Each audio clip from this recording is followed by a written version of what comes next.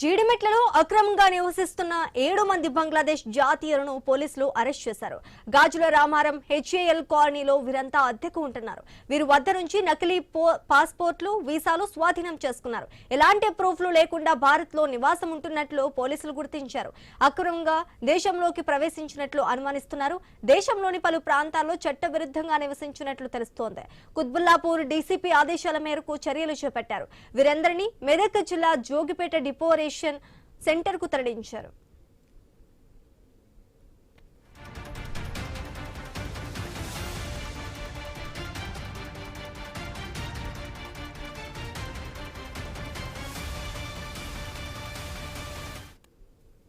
జీడిమెట్లలో అక్రమంగా నివసిస్తున్న 7 మంది బంగ్లాదేశ్ జాతీయులను పోలీసులు అరెస్ట్ చేసినట్టుగా తెలుస్తోంది.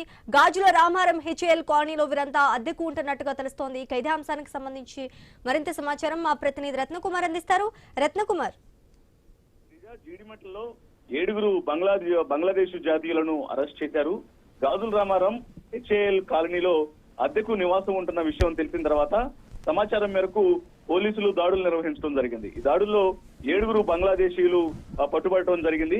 వీళ్ళంతా ఎటువంటి చెల్లుబాటు అయ్యేటువంటి పాస్పోర్ట్లు కానీ వీసాలు ఏమీ లేకుండానే అక్కడ నివాసం ఉంటున్నటువంటి విషయాన్ని గుర్తించారు.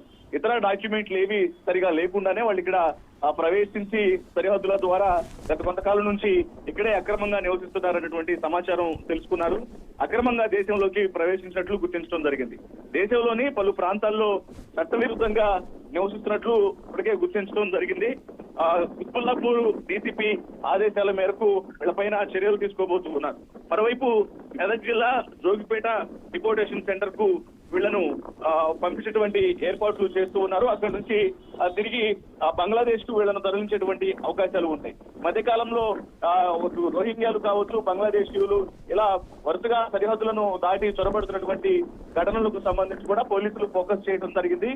పలు ప్రాంతాల్లో సమాచారం మేరకు రైతు నిర్వహించి వాళ్ళందరినీ అదుపులోకి తీసుకొని డిపోర్ట్ చేస్తూ ఉన్నారు. Sreeja, right, thank you Ratnakumar.